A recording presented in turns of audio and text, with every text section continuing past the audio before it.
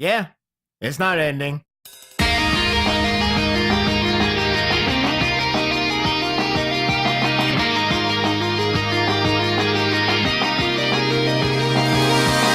The rumor is true. This is the final chapter of Gintama.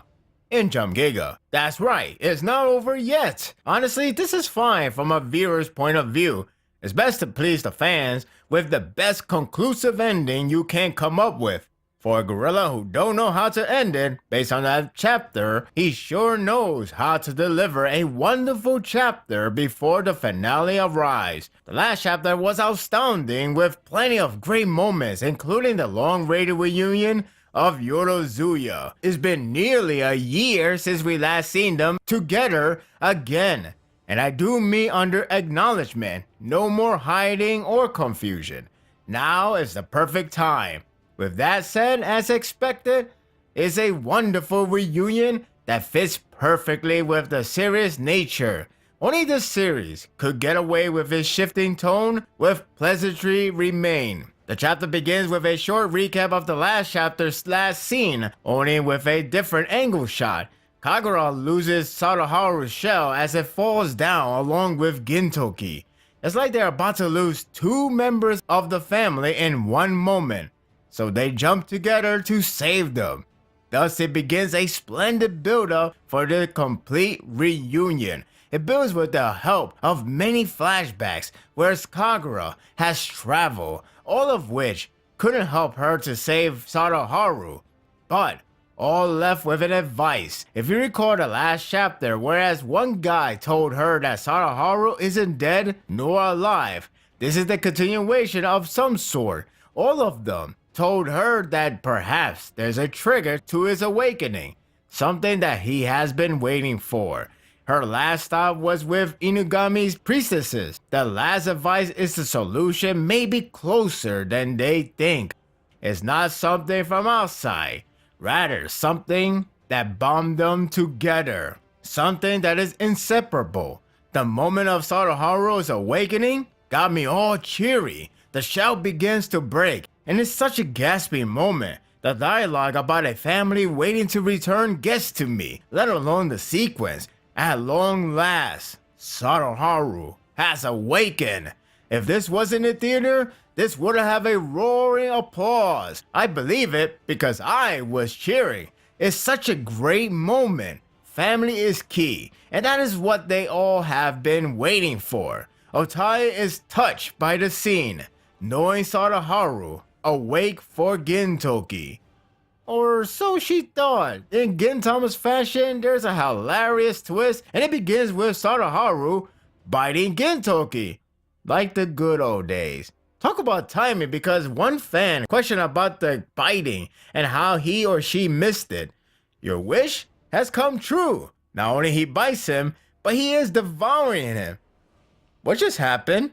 What's even funnier is how Kagura is so happy for Sadaharu, but dismiss the fact Gintoki is eaten. So priority, I guess? There goes the original tension for the reunion. It gets bizarre when two old men come out from Sadaharu's arse.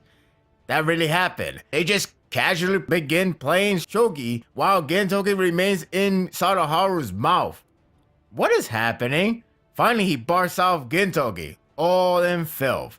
At least it resumed the good feud nature after whatever just happened. Rightfully so, because we get a heartwarming moment with Kagura and Shinpachi confessing their true wish. They split apart because they have something they wanted to do. Yorozuya was designed for those who have nothing else to do and just take jobs from outsiders. Despite the purpose, Kagura and Shinpachi are deeply fond of it, because they feel like a family. They are a family. It's because of what Gintoki said made them feel like they too should move on. Reality is, they found what they enjoy and want to remain as Yorozuya. Gintoki feels a similar way. His two young members have grown up. The hands grabbing panel is touching, no pun intended. Laugh it out, that maybe it's Gintoki that has shrunk. Actually, that's exactly the case. Hilarious how the comedy returns with that sort of unexpected twist. I was feeling so sentimental, and then Sorochi threw me off with Minigin. However, what tops it is the apparent new random plot point for Gin. Those two old men are actually part of him. He's 3 in 1. We never saw this plot twist coming, but it was hinted all this time. Where? His name, Gin-san, is not a suffix, it's a number. What? I could not believe we have a new development behind his character. I thought Black Clover recent chapter was a shocker, but this takes it. What's next? He has 6 Bokuto's ability to master? As hilariously charming the reunion has been, it does end on a fantastic note. The enemy crew makes their way to attack Yorozuya, while all 3 Gin, I suppose, are devoured by Sadaharu. Kagura's logic is to assemble Gin's part to bring her back, and that includes his attire. That's a clever way to make him return in his old form. Sadaharu shoots out Gintoki from his arse, and holy crap, no pun intended for God's sake, that's seriously awesome. Yorozuya is officially back. You gotta love that callback line from chapter 1. This feels like the final chapter. It has the ingredients, but we are not going to end until complete satisfaction. It has a delighting tie-in reunion with the rest of the cast. It's pretty neat to see Kasura and Kondo working together. Amazing how one was a prime minister and the other was a groom to a gorilla. What a story to tell. Despite the position, everyone is back together again. What a wonderful cast of characters. Speaking of characters, we were missing a few notable ones, and what timing, because those guys go through a wall with Prince Hata's car. Madao makes his heroic return in his heroic design. But he is done. He arrives to help out Yorozuya to reach to the top after they fell a couple of floors down. He thought about how much of a development he had from being a homeless to a famous hero. Never mind that anymore, because he is simply Madao. End of story. He proves to be a great supporting character that doesn't need to be incredible in offense. His inspiring speech is enough to show how well he can contribute to others. Nothing has changed, but perhaps there are some for the better. Hint, Prince Hata. Hint, Prince Hata. It's a nice development cycle. The next couple of pages can be used for a presentation on why Gintama is a gem for the fans. Not only you have tons of character kicking asses, but you also have the camaraderie, the wackiness, and a site that display a swell family. In short, is the idiotic site that makes the series as a whole. For these characters, is what they wanted to see again. I'm really going to miss this series. There's a short scene with Tatsuki slowly walking forward, and Otai sees him. He throws Gintoki's Bokuto right by her as to say, give it back to him. I have to finish one last job. I realized earlier Gintoki was using a lance or something, not Bokuto. That's nice of Tatsuki to return it back. The question remains though, what is his fate? It's still worrisome. To add more worries, it's time for the return of Usuro. There's actually a lot to worry about. First, Tatsuki's condition suggests his time is very near. Second, is an impending doom for Edo, as Altana is going out of control. If it explodes, well, dark ending, here we come. Lastly, Usuro is returning. The chilling tension built up for the awakening got to me. It's like witnessing the devil coming to life as the world is ending. Tendo Shu is preaching to his lord, hoping that he has fulfilled his destiny. Usuro's body has grown up as well, which means the possibility of a fight is high. Finally, he has returned. His credibility as a villain is strong, so this gave me chills. Kasura and Hizuki have a fight and it's really good. It's short but sweet with a literal heart on the line. I like how one move could decide the victor, which is why it's grippy to see them dodging and blocking. It's settled with a blast. Kasuro hangs on the edge, while Hisagi has the advantage even with a sword thrusted through his gut. The heart falls off of Kasuro's pocket and Hisagi aims to kill Kasuro with the spear. Thank God for Hijikata and Sogo to stop him. Or so they thought.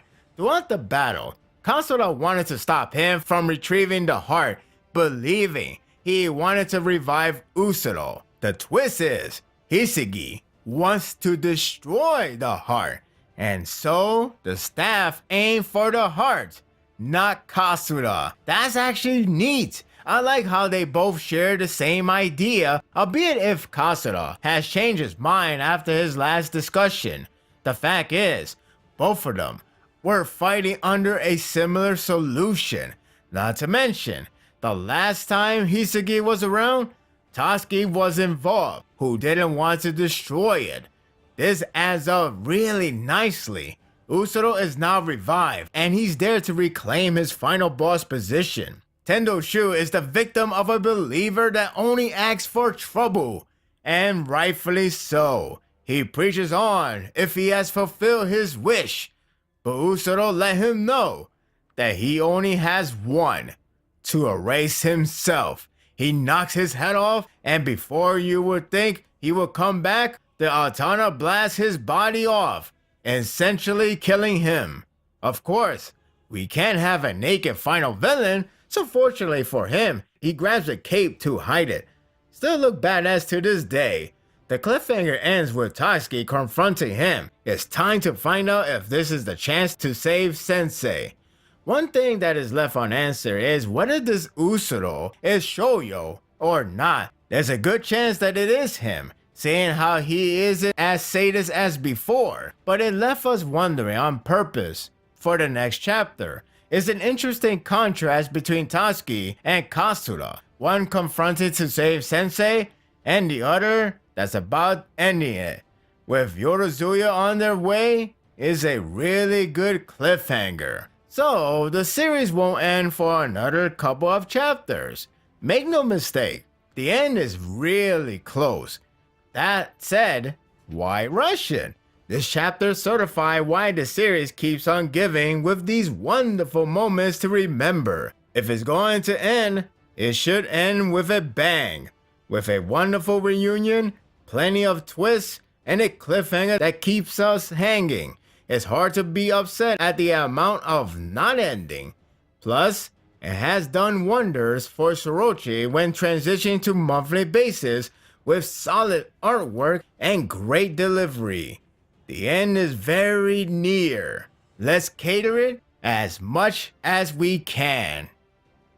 And that will do it for the review. I hope you enjoyed this one. I'm okay with this. I mean, I understand people want to say, like, when is it going to end?